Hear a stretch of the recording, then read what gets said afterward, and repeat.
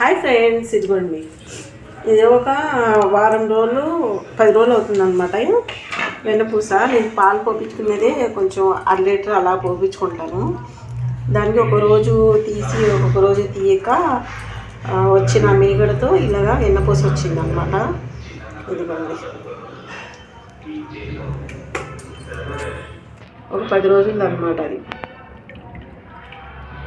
నేను నెయ్యి అయితే బయట కొనుక్కోను, ఇలా ఇంట్లోనే ప్రిపేర్ చేసుకుంటాను.